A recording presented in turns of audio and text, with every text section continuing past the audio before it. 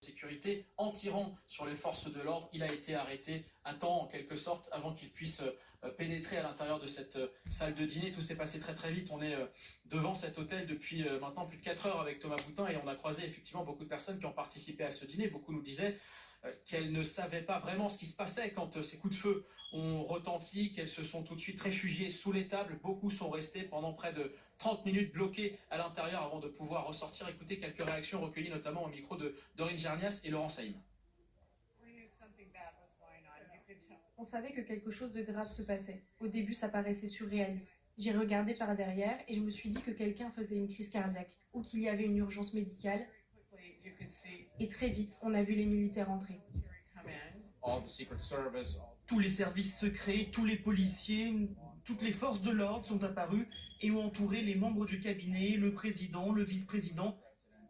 Et ils les ont tous fait sortir à ce moment-là. On est tous allés sous les tables, on a vu le président se faire évacuer et les autres membres du cabinet aussi. Puis on est resté en place jusqu'à ce qu'on nous dise qu'on pouvait partir.